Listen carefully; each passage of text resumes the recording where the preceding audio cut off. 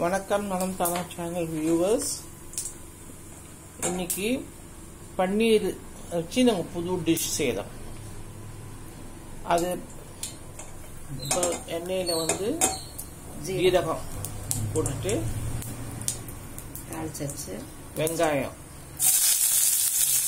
நல்லா நீட்டமா வச்சுக்கணும். இது சின்ன வெங்காயமா இருக்கிறதுனால கொஞ்சம் சின்னதாக இருக்கு. பெருசாக இருந்தால் அந்த நீட்டமாக இருக்கணும். அந்த வெங்காயம் வணங்கட்டும். அதுக்குள்ள நம்ம இங்கே பார்க்கலாம். இங்கே பாருங்க, தக்காளியும் வந்து நாளா வெட்டி அது உள்ள சதையை நம்ம எடுத்துடணும். எடுத்து நம்ம ரசத்துக்கு யூஸ் பண்ணணும். இது வெறும் இதை ஒன்று இப்படி வச்சுக்கணும். இந்த சைஸ்க்கு நம்ம தக்காளியை வெட்டிக்கணும். அதே மாதிரி குடமிளகா.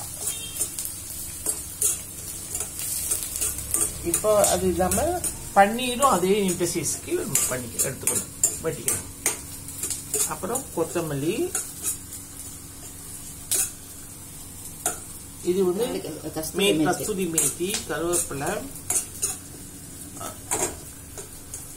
கொரியாண்டர் இது பவுடர் இல்லையா, காஷ்மீர் சில்லி பவுடர், கொத்தமல்லி பவுடர், மஞ்சத்தூள், கரம் மசாலா. இப்ப இதுல இது கொஞ்சம் வணங்கட்டும். கிறிஸ்பா இன்னும் கொஞ்சம் வதங்கணும்.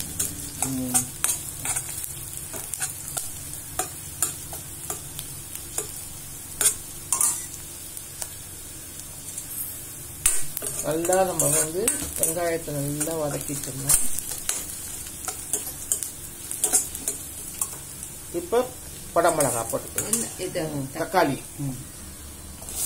அந்த தக்காளி வந்து வேற என்ன, குடமிளகா கொஞ்சம் கிரன்ச்சி, அந்த வாசம் அதுதான் டாமினேஷன் இருக்கிறாப்ல. பன்னீரும் இருக்கிறதுனால ஆனா இருந்தா கூட அந்த டாமினேஷன் வாசம் இது இருக்கணும். இது வந்து இந்த நம்ம டிஷ் வந்து சப்பாத்தி, பூரி இது மாதிரி தான் சாப்பிட்டுக்கலாம். ரொம்ப நல்லா இருக்கும். இது நார்த் இந்தியன் டிஷ். இது நம்ம பொதுவாக பன்னீரில் வந்து மசாலா ஐட்டம்லாம் சேர்த்து செய்வோம். இது ரொம்ப சிம்பிள், அதே சமயத்தில் ரொம்ப டேஸ்டியாகவும் இருக்கும். எல்லாமே நீட் சைஸாகவே இருக்கணும்.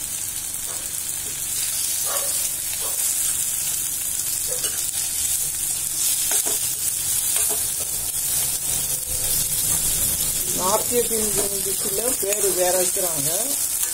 நம்ம வந்து புதுசாக நம்ம ஏதாவது வச்சுக்கலாம்.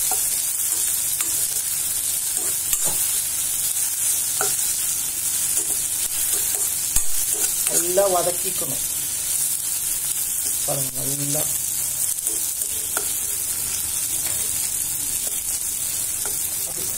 அப்படி செய்து இப்போ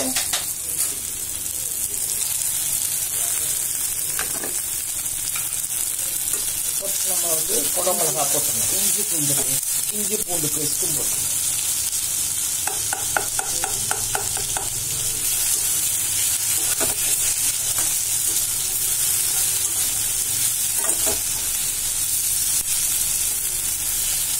இதுக்கு நேரம் இஞ்சி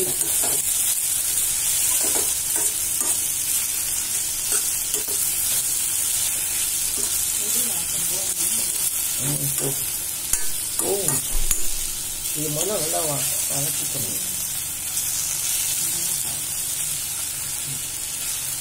குடமிளகாவும் போட்டோம்னா குடமிளகா வந்து கிரன்ச்சியாக இருக்கும். இப்போ வந்து காஷ்மீரி சில்லி பவுடர், கரம் மசாலா, கொத்தமல்லி பவுடர், மஞ்சள், கரம் மசாலா இறக்கிறதுக்கு கொஞ்சம் முன்னாடி போட்டுக்கலாம்.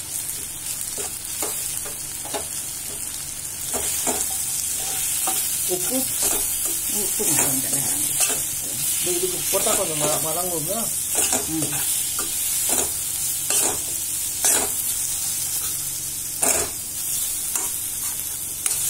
உப்பு போட்டுக்கலாம்.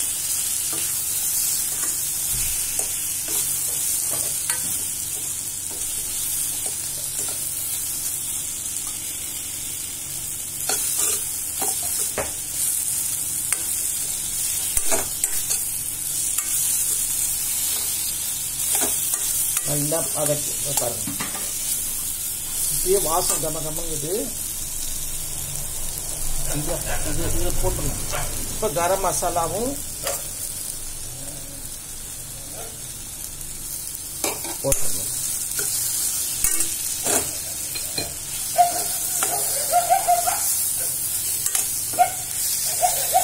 பாருங்க கலர்ஃபுல்லாக இருக்கு பாருங்க. க்ரீனு ரெட்டு நல்லா கலர்ஃபுல்லாக இருக்கு. இப்போ தண்ணி ஊற்றணும்.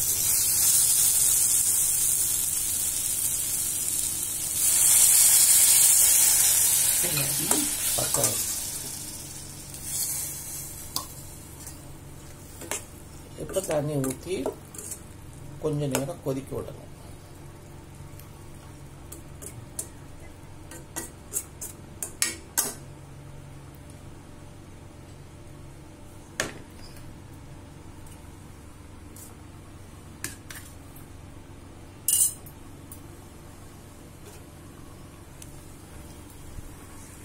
இப்ப பாருங்க நல்லா இப்படி இருக்கு. இப்ப நம்ம வந்து பன்னீரை போட்டுடணும். ஏன்னு சொன்னா அது பன்னீர்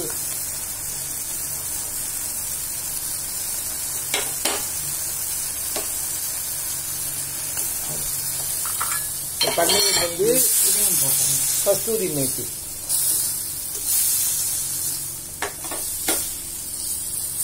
பன்னீர்ல வந்து மசாலா ஏறணும். மட்டும் லைட்டா உப்பு போட்டாங்க.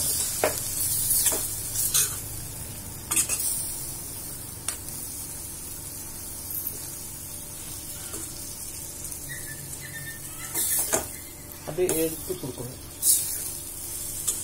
பாருங்க அப்படியே அந்த கோட்டிங் வரணும் பன்னீர்ல.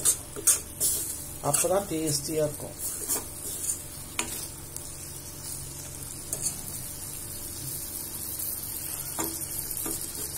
இப்போ கருவேப்பிலை கொத்தமல்லி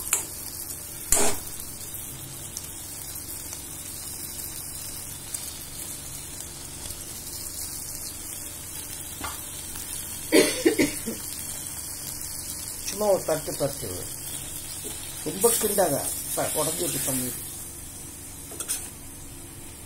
இது வீட்டில் செஞ்ச பன்னீர். ஒரு 200 கிராம் அளவுக்கு போடலாம். அவ்வளோதான் விட்டுரு. அப்படி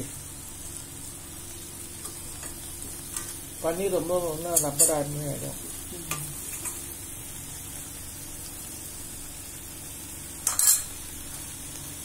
சிம்லி வச்சுட்டு இது பண்ணிடலாம். நீங்களும் செஞ்சு பாருங்க. இது பேர் வந்து பன்னீர் மசாலா, பன்னீர் குடமிளகா மசாலா. இது ஏன்னா அதுவும் ஈக்குவல் ரேஷியோ அளவுக்கு போட்டிருக்கோம் நம்ம. அதனால பன்னீர் குடமிளகா மசாலா.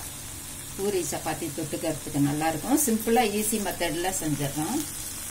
சீக்கிரமா செஞ்சிடறோம். அதான் சிம்பிள் மெத்தட்ல சீக்கிரமாவும் டக்குனு. ஏன்னா பன்னீரும் குடமிளகாயும் மட்டும் வீட்டுல இருந்தா போதும்.